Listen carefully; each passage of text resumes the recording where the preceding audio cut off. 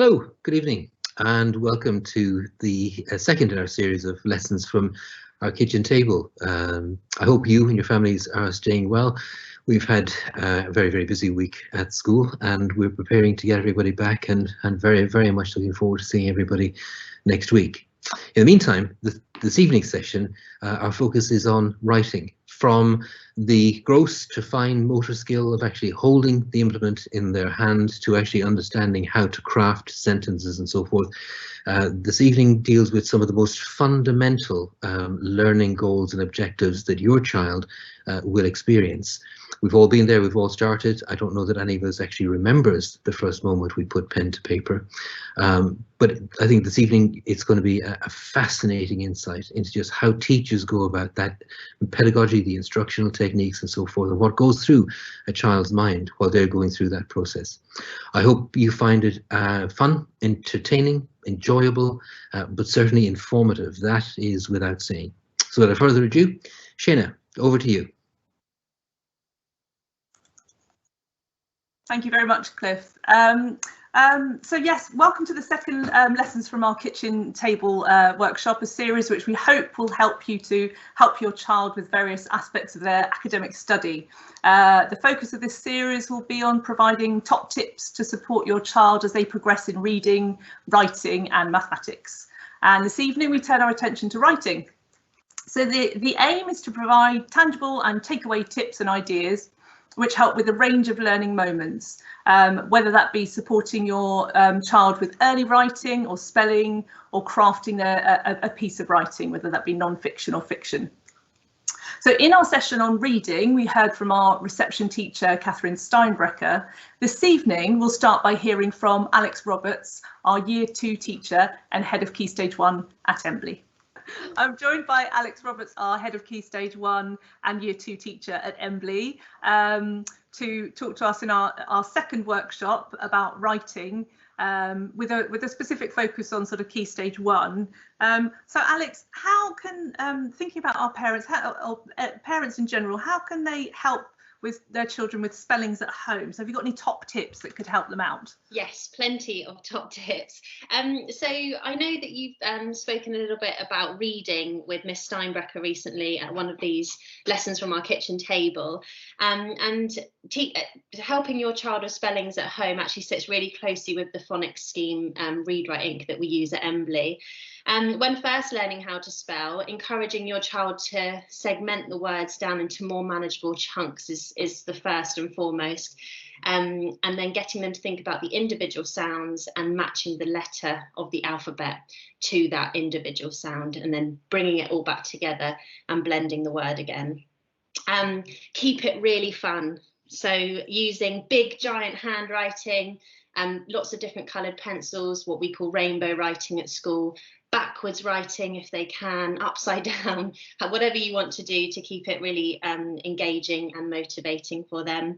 And then as they move into Year 2, spellings become a bit more tricky and are more focused on spelling patterns rather than phonics, blending together of those phonic sounds. So being aware of double consonant patterns or alternative spellings for known sounds. And if they do spell it wrong, ask them to have a look again and see if they can write it in a different way, and if they can work out where they've gone wrong the first time. Fantastic, thank you. And that fun element's really important, isn't it? So that they can Absolutely. feel like they're doing something slightly different at home. Yeah. And thinking about that, I wonder if you can explain to us the importance of pencil grip, why that's important, and how we sort of look into sort of supporting the children in that way. Yeah, sure. So at Embley, we use the cursive form of handwriting, and there's various different stages to this, and pencil grip is really important when it comes to moving through those stages. So pencil grip is your pen sitting in the crevice of your hand here, with your finger and thumb on one side and one underneath, so it's a nice way of writing. And in reception, the children learn how to form their letters correctly and are introduced to a concept of leading in and leading out. And what this is that all letters start on the writing line. So if you can imagine that if we have an imaginary line here in our virtual world, that we start on the line, and if we were doing the letter A, we would say and all around the apple and down the stalk, with a little bit of a lead out at the end. Now that's really important as they move into year 1, where they start to join their letters together, where all letters start on the writing line, but as they lead out, they are ready to move into that next letter so that it starts to flow nicely. And by the end of year 2, the expectation is that children are able to join all their letters correctly and are beginning to write with fluency and speed. And then that's what helps with creating beautiful handwriting. And also the pencil grip, it helps to build those muscles in your hand that are key for handwriting. So encouraging your child to use the correct pencil grip is really, please try to do that at home as much as you can, because it really, really does help. Fantastic. And there's things like playing with Play-Doh and doing sort of quite fine things like putting drawing pins in. So that sort of thing can all help, can't it, with building those muscles? There is lots of things on YouTube, actually. It's called Dough Gym, so Play-Doh Gym, and you can dance around the kitchen, you can dance around your house and have a disco basically with Play-Doh, just to help build those muscles that you'll be using for the correct pencil grip. Fantastic. More kitchen discos. Excellent. Absolutely, yeah. And finally, so thinking about, we've thought about sort of pencil grip and handwriting and spelling as those sort of individual strands, but sort of generally sort of developing writing. Is there any advice you can give parents to support their children with their development of their writing at home? So a running theme here, keep it fun. Always having fun, always. It should be kept light-hearted as well. So, you know, not asking your child to sit down and write, giving them a purpose for writing. So whether that's writing a card to a loved one, helping you write the shopping list, or if you do want to do some more creative writing stories about things that mean something to them. So perhaps you might, when we're out of lockdown, we might go to the beach or you know, remembering a holiday or something like that. And trying not to have a battle with your child is really, really key. Asking them to write little and often is a great technique, and keeping it relevant to them. And also, sometimes, as we all know, and as being teachers as well, you can't always read the writing. Now that doesn't mean that your child's writing is not good enough. They have obviously worked really hard on that and are keen to show you what they have written. So rather than asking questions or saying, I can't read this, what does it say? Asking them more gentle questions such as, can you share this with me, or what can you tell me about it, what did you write, and getting them to talk about it. And then you can start to see where they're going wrong, perhaps with the letter formation or the spellings and things like that. So it all kind of joins nicely together. Fantastic. Thank you so much. I'm sure those tips will be gratefully received. Thank you for your time, Alex. No problem. Bye. Bye. To support emergent writers, there are lots of fun things you can do at home. This in turn will help your child to build fine motor skills and also increase their dexterity. So colouring is always fun, but consider the size and shape of the pens and pencils they're using. So chunky or tripod grips are ones to look at initially. Looking for that sort of easy grip. So, for example, easy grip jumbo pencils from the My First Crayola range are quite a good one to start with. Cutting and using scissors. So see how your child copes. If they aren't ready, be patient and take a while longer. Because actually, if they're not quite ready, it can prove really challenging and frustrating. So perhaps pause that for a little bit if needs be.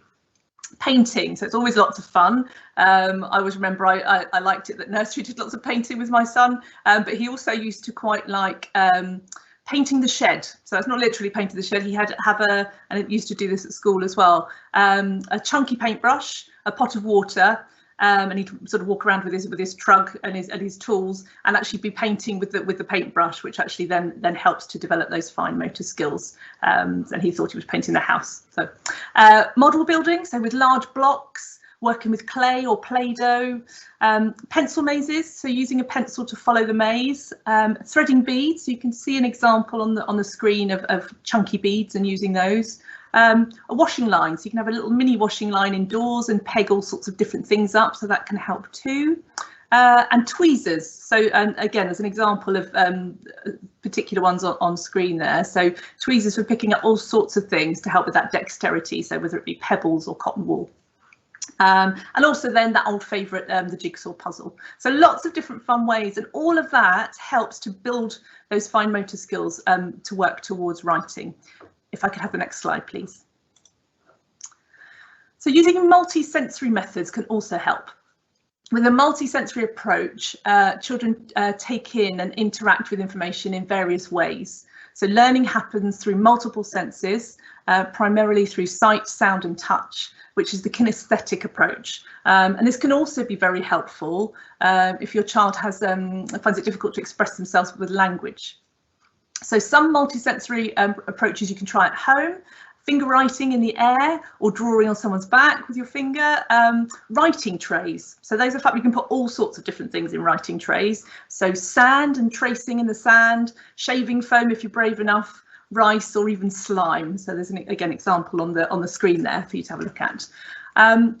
Doing things in a very sort of big way can be helpful as well, particularly with boys in writing or those perhaps who are taking a little while longer to get started. So big chalks on the patio, large rolls of paper with chalks. So as I say, everything on a big, large scale. Even bubble wrap. So you can draw a letter with a Sharpie pen on the bubble wrap and then pop the letter in the correct shape. So as I say, lots of fun things to do. Some of the messy things you can leave to school to do though. If I could have the next slide, please. So when your child is ready to write, here's a little handy guide to help them be physically ready as well. So we would say at school to try and have 6 legs on the floor, so the chair and your own.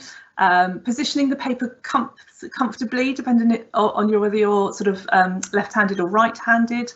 And children progress to tripod grip as if you watch the clip a little bit later is demonstrated by Alex, but the pencil should sit comfortably, so the grip shouldn't be too tight, and you should be able to move the pencil sort of backwards and forwards easily. So similar feeling to the using chopsticks, but hopefully a little bit easier. But this is also something just to watch as your child gets older, to just bear in mind and to keep an eye on, because they can then revert back. If I could have the next slide, please. So an incorrect pencil grip can affect the quality of a child's writing, but also can put an unnecessary strain on the hand muscles and ligaments.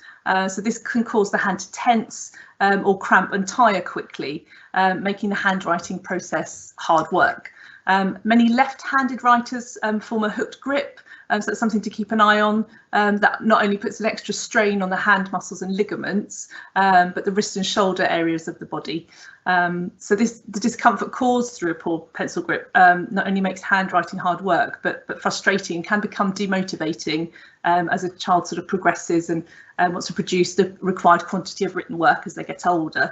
It's therefore important just to check that the child is developing an appropriate pencil grip and just to correct it when it's not quite right. So that's something that actually we do in school, and they often do revert back, and we have to sort of keep correcting. So that's something to support at home that will be really useful and helpful to them. If I could have the next slide, please. So what about the writing process itself? Reading helps with writing. It's as simple as that. The more words that a child is exposed to, the richer vocabulary they can draw on in their writing.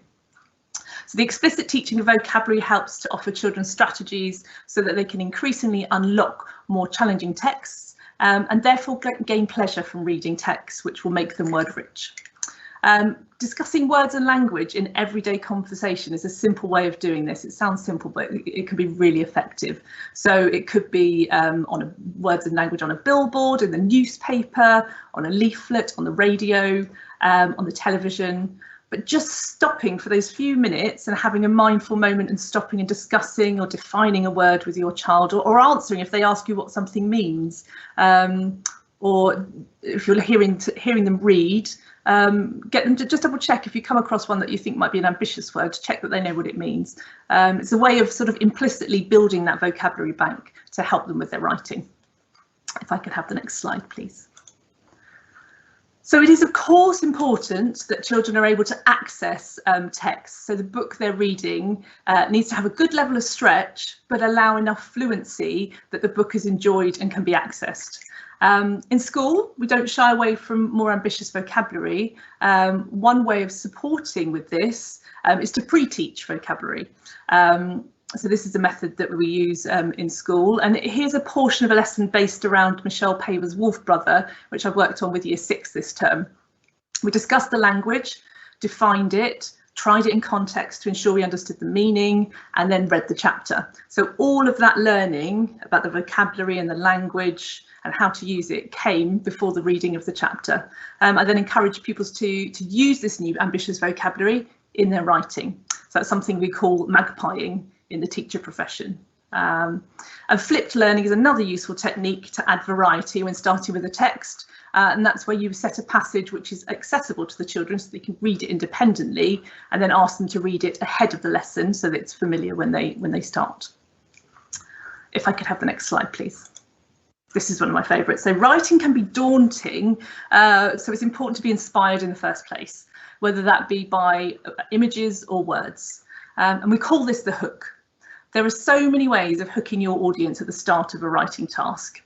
Everything from slime and crime scene tape, because there's been an alien invasion, which then leads to writing a newspaper article, to receiving a letter from the head to say school will run 6 days a week and start at 6 AM.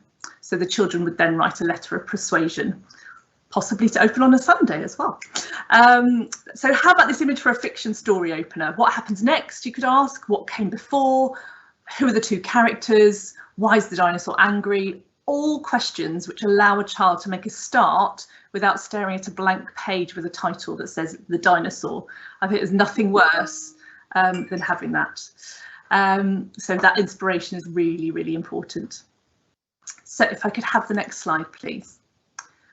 You can use clips in all sorts of different ways as well. So I've used Jurassic Park and Doctor Who to show tension and demonstrated using a zoom lens the way they would in a television programme or a film in your writing, just like a camera.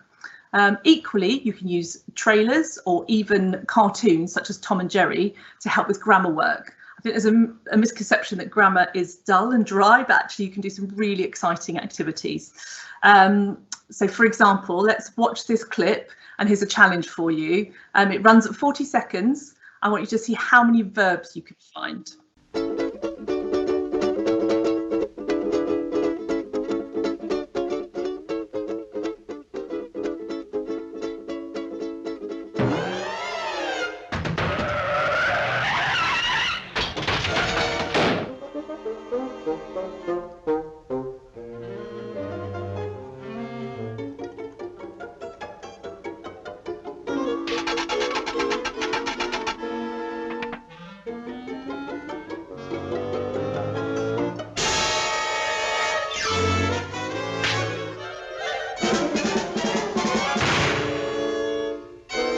So I found the words stroll, strum, play, walk, ascend, launch, hit, bash, stride, cut, leap and squash. So I wonder if you can maybe find some more. For an extra challenge, you could look for adverbs too. And if you were doing this with your child, for example, you could add a level of support by adding a vocabulary bank and ticking off the different verbs as you find them, doing it sort of a bit like a verb bingo. So as I said, there's all sorts of different fun ways of working on your writing. If I could have the next slide, please. Okay, so other hooks at home could be front cover, synopsis or blurb to look at as a starting point, opening line, extract, character description, letter, advert, article. So lots of different ways of getting started. Here are some examples from my work with Year 6 this week from Malamander, which is a fabulous book. Now, Thomas Taylor thought he couldn't be an author because he was already an illustrator. That was his job. So he illustrated for the Harry Potter books. So it's actually a great story to start with about being brave and going out of your comfort zone. The front cover sparked lots of discussion.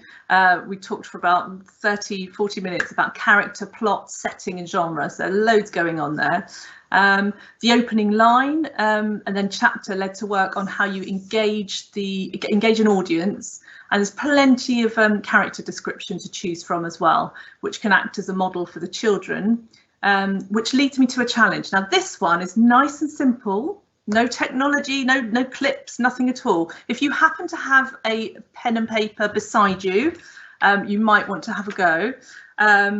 So drawing a house, I'll give you about 30 seconds, but if you could just draw a house and see how you get on. So if I could have the next slide, please. Thanks.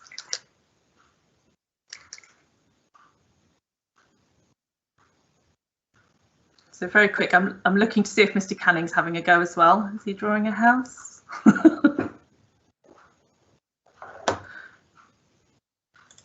Right, if I could have the next slide, please. So you didn't have much time, but if you did have your 30 seconds to draw a house, and more importantly, there was no criteria. So your house may have looked like this. Imagine setting that task for a child. Process again. How do they sort of process what the expectation is? They have a blank page with no success criteria. Yeah, how do they know what that expectation is, or even what the finished product should look like? And this is why success criteria in writing can be so important. And if your child's struggling with a specific text type, giving them a success criteria and a formula can unlock the fear of starting and the worry about getting to the end. If I could have the next slide, please. So let's look at the same task, but with the following success criteria. So if you were to do this task again, to draw a house with the following features and gain yourself all these different points. So your sort of standard completion of the task, you do your front door, multiple windows, window ledges, garage, roof, more than one story, and a path. And then for bonus points, you might include a letterbox, a porch, the car on the drive, landscaped, sky, and add some colour. Now let's see how we got on. So if we could have the next slide, please. And here we go. So giving a waggle of what a good one looks like example or success criteria can have a real impact on understanding of task, on genre and quality of writing. It could be incredibly powerful. If I could have the next slide, please. Scaffolding is something that we use an awful lot when teaching writing. This extract from Malamander could be an example of a waggle of what a good one looks like. So in teaching, we could pick out specific features for children to include in their own writing. That could be identifying and discussing simple words and features. So everything from adjectives to verbs to similes. We would also model in more detail. So for example, teaching how the description of the clothes shows clues about the character. The long coat perhaps hides a secret. The fact that it's not just wet, but it's sodden, so it shows perhaps he's been in the sea or he's been travelling for a long time, adding to the sense of mystery about the character and his background. The writing would often start with a model such as this and a scaffold, and it can also model ambitious vocabulary which the children can magpie for their own writing. If I could have the next slide, please. So here's an example I've used this term. In class, the children would plan, draft and edit, ticking off the success criteria as they go. And it's important that when scaffolding, we look at the bigger picture. So thinking about what the end product will look like. But it's also important to strip writing right back to ensure accuracy. So looking at not just the finished article, but how we plan individual sentences and phrases, and even considering the impact and purpose of individual words we choose. If I could have the next slide, please. So you heard me talk about grammar. I'm quite passionate about grammar and its use in writing. So sentence structure is one of the hardest elements to get right as children develop as writers. And stripping things right back so that they understand the basics of how to build a sentence is worth revisiting on a regular basis. So this task helps children to gradually build to create an expanded noun phrase. And give the children a labelled example and they create their own labelled version. So feel free to have a go. So it starts with a noun, then a determiner and a noun, then add an adjective, an adverb and a prepositional phrase. And again, they've got the model to show them how to do it. So the children might start with dog, a naughty dog, an incredibly naughty dog sat under the stairs. So a simple task, but actually you can do that with different age groups. And it's really effective. Alongside this task, you may have a vocabulary bank for each grammar term. So again, it's all the scaffolds and the materials and the help to support them. If I could have the next slide, please. Such as this. So it also gives the opportunity to check accurate understanding of the term. So again, sometimes there can be misconceptions with what the term really means. So I use this to remind the children how to use a fronted adverbial marked by a comma. And I'm sure that many of you have come across that and scratched your head. It adds to the verb and sits at the front of your sentence, followed by a comma. So for example, there's an example just on there on the screen. So almost unbelievably, the tiny mouse escaped. Again, this also helps by using these vocabulary banks with ambitious vocabulary and accurate spelling. So it supports in that way too. If I could have the next slide, please. So this is my favourite. If this is the only tip you leave this workshop with, then my work here is done. Over the past few years, this has been a real corker in helping Year 6 improve their writing. It's inspired by Alan Peate's work, and it's slow writing. So it's about slowing the writing process down completely. You use a text you're studying and take sample sentences to analyse with the children, looking at structure and impact, purpose, punctuation and grammar. So sentence 1 is a short statement sentence containing just the character and action. It creates impact as it's direct, and it shows the purpose to the children, and it makes you focus on the few words in the sentence and the action that's taking place. So Torak spun round. By packing that just a few bits of information into a short sentence, you can almost imagine him spinning round suddenly. The next sentence, the sentence with a semicolon, which can be quite baffling to all of us, I think, but it's an example of how to use it and how to use it properly. So in this instance, it's being used instead of a conjunction. So 2 main clauses, which make sense on their own. First main clause, he peered deep into the forest. Second main clause, bear-shaped shadows were everywhere. So this could be joined by a conjunction such as and or yet, but we simply remove the conjunction. So I'll often get the children to plan out a sentence with the conjunction in it, make sure the 2 main clauses make sense, take the conjunction out, and use the semicolon to create a dramatic pause whilst linking the clauses together. So the impact, if you read it back out to the child, he peered deep into the forest, bear-shaped shadows were everywhere. So again, it's showing the impact and the purpose of punctuation and grammar. Next, a sentence with a fronted adverbial is marked with a comma. It goes at the front and describes the verb. So we've got consumed with fear, comma, he listened and waited. Then a sentence with a dash. So it's worth explaining to the children the difference between a dash and a hyphen, which sometimes they get confused with, a bit like subheadings and subtitles. They get confused with those two. Hyphens are shorter than dashes and link 2 words, so the word or phrase makes sense. Dashes separate information and are a type of parenthesis like brackets. The colon is also very powerful. I always describe the colon as an introducing and linking tool. So whether that be introducing a list or another part of the sentence. So this technique here is the D:D sentence, the DD sentence. All that means is a description colon detail sentence. So there are 2 main clauses. The first one is descriptive, and then the colon introduces and links to another detailed main clause which adds detail. So both can stand alone, but they're linked. And again, it's reading out, once the children have had a go at doing this and using the model, they can be quite pleasantly surprised about the impact that piece of punctuation has. So then a sound broke the silence. It echoed eerily around the forest. And finally, a question sentence to intrigue the reader. So a great technique which can be used in so many different ways to help with writing. In the same way as they use success criteria, children can tick off their slow writing sentences as they use them. So that sort of forms part of their plan. OK, if I could have the next slide, please. And just a final reminder about the impact reading has on a young writer. If you're looking for inspiration, we have our Embley Top 10 from nursery to year 6 with a focus on classic fiction, which has been on the website for a week or 2.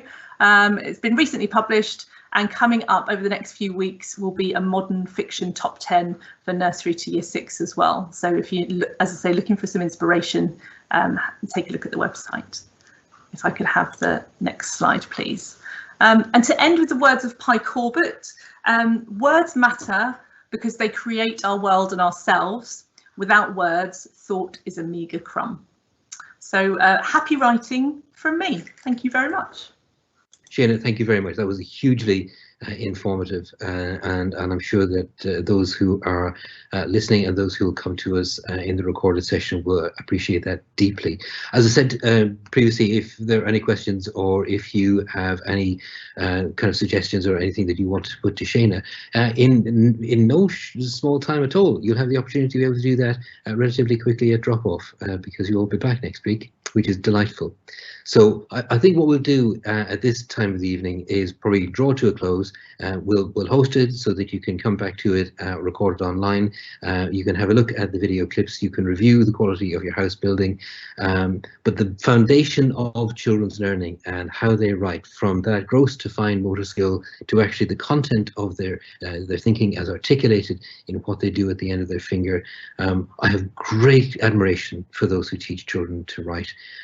Every teacher across every discipline, across the entirety of our school, is exercised in exactly that purpose.